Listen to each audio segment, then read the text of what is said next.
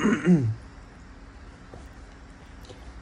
week update sa aming China invasion. So,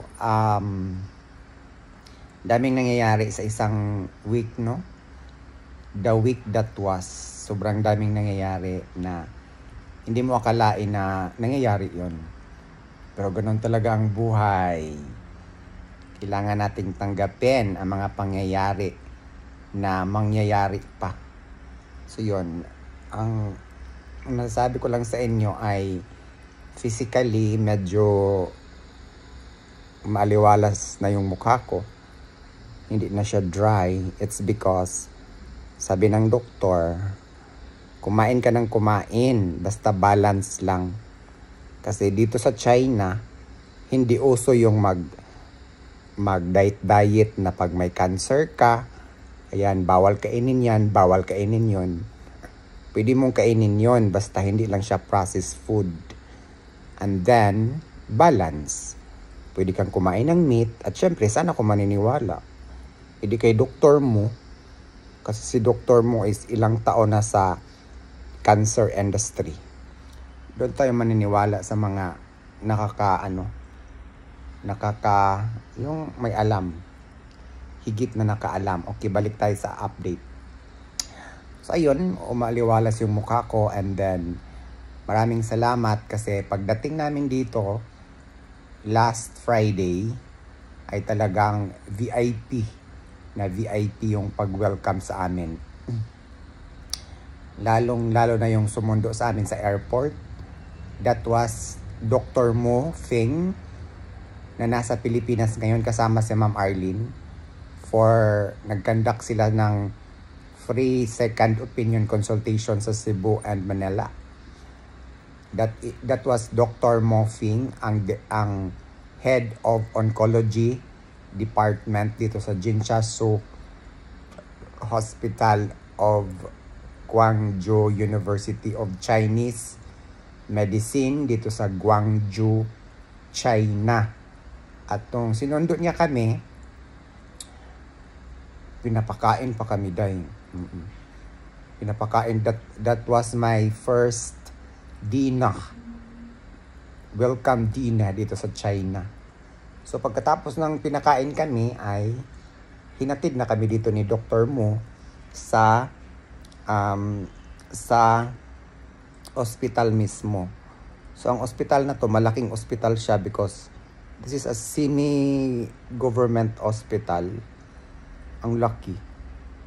19th floor ito lahat. Nandito kaming mga cancer patient sa 18th floor. And then hinatid kami niya dito and then in-explain kung ano yung mangyayari.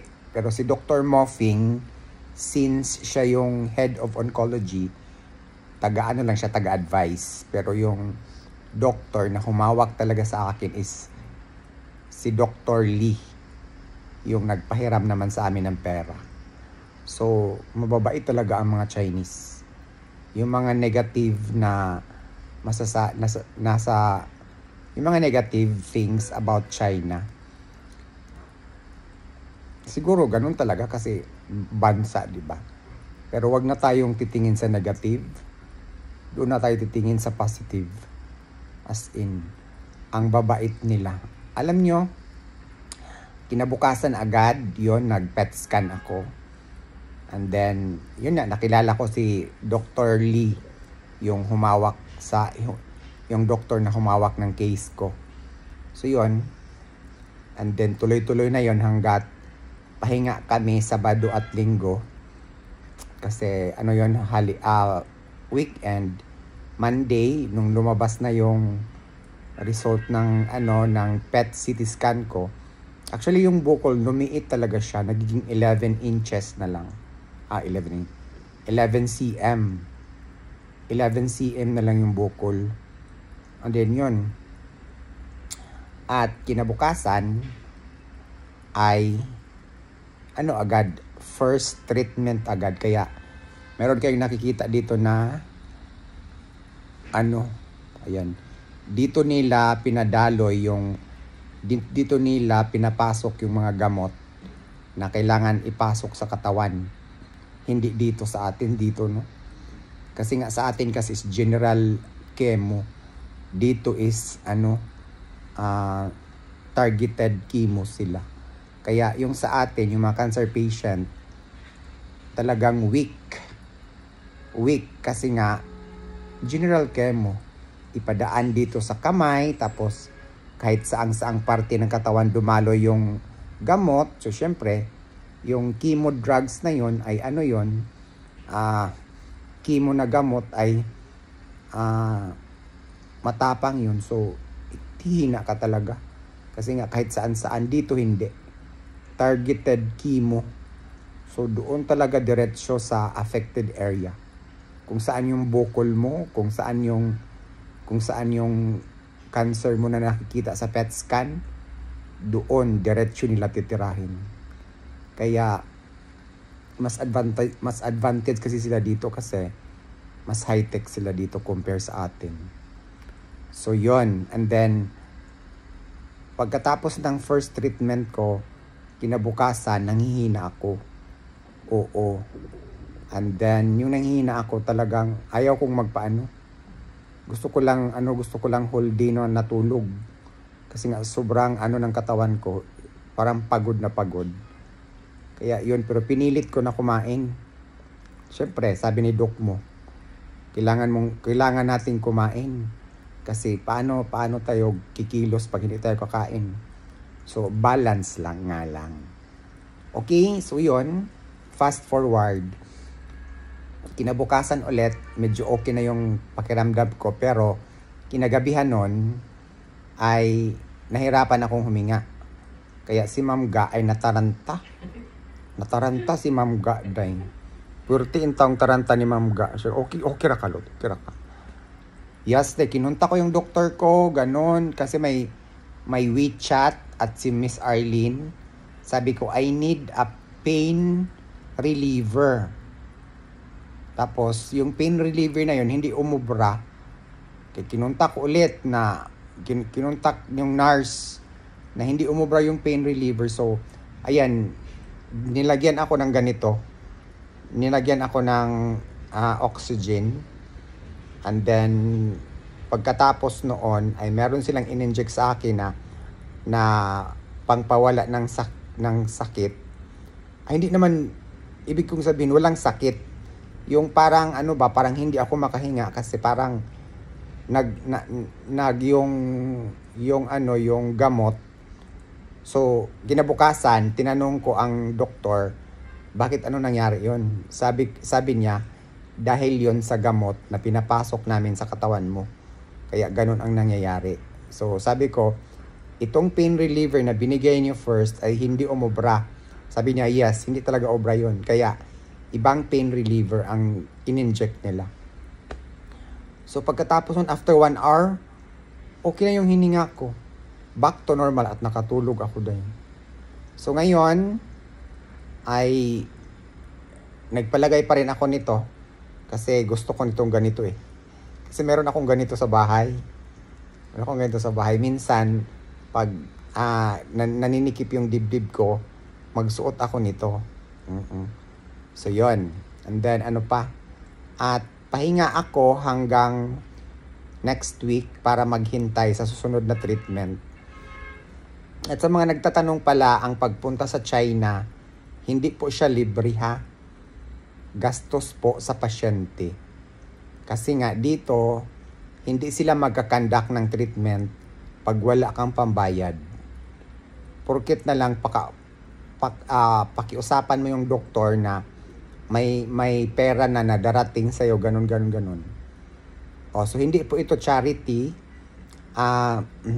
Initial information kung magkano na yung nagastos namin, nag-deposit na kami sa kanilang cashier dito ng 41,500 RMB or yuan. That's about 400,000 pesos. Naubos na. Negative pa nga kami. So, yun. Initial pa lang po yun. 400,000 na po yung naubos ko. dito for 1 week. Sa kain naman, mura lang yung pagkain nila dito. So, ang bayad sa hospital, ang bayad sa hospital room, ang pasyente ang magbabayad. Yung mga ganyan, yung mga ini-inject na yan, yan yung nasa ay ang pasyente din yung magbabayad. So, kaya kailangan pag naisipan ninyo po na magpa-treat dito sa China, kailangan mag-prepare talaga ng cash. Oo. Kasi talagang, yun yung kailangan eh. Hindi po sila charity.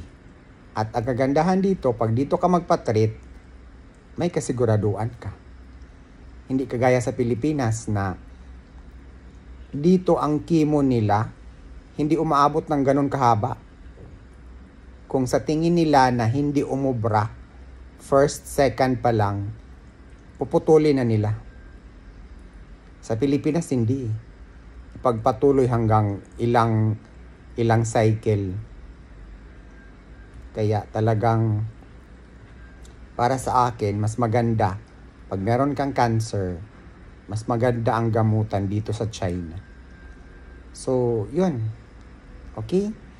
So, yun po yung update, 1 week update sa kalagayan namin dito sa Guangzhou, China, Jinsha-Shu Hospital of Guangzhou University of Chinese Medicine.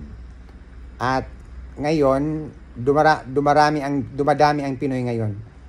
Bukas, darating si Ma'am ID, yung isa sa mga angels nagre-refer sa akin dito. Babalik siya dito. It's because meron siyang follow-up na check-up.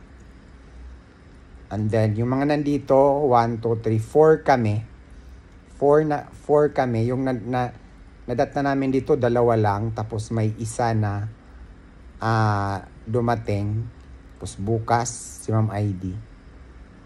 So, ganun. At ang kagandahan dito, magtulong-tulong ang mga Pilipino para makasave kami sa aming kain. As in, lalabas talaga ang bayanihan spirit ng mga Pinoy. So, kami, magbibigay lang kami ng budget doon kay Kuya. Tapos si Kuya na yung mamamalingki. Sila na magluto. Kakain na lang kami. Mura lang yung pagkain dito. Mag-ambag-ambag kami dito. 300 RMB. Mga hanggang 3 araw na kain na yun. So, walang libre dito. Ang libre lang dito is tubig. Tubig at saka itong damit na pang-ospital. And then, ako, wala. Since dumating ako dito, wala akong nagamit na damit ko. Kasi ospital na damit ang ginagamit ko. Hindi na ako nag-underwear. Kasi every time, titingnan nila yung sa akin na, bakit Dola? Bakit nakalabas ang olo? Char. Bakit nakalabas ang olo sa kanila, hindi nakalabas? So, ganon. Okay, so yan lang muna ang update ko for our 1 week stay here in Guangzhou, China para sa ating purpose and goal. Alam na natin, di ba? So, yun po. And yan po, nasa Pilipinas si Doc Mo para mag-conduct ng free second opinion consultation. Sinasabi na namin dati kung saan yung venue sa Cebu and sa Metro Manila. Kasama po si Miss Arlene. At babalik sila dito next week. Thank you so much. God bless us all and stay healthy always. Bye! So once again, ulitin ko, sabi ni Doc Mofing, kung meron kang dinadamdam, especially cancer, kailangan natin kumain. Pero it should be balance. Okay? Bye!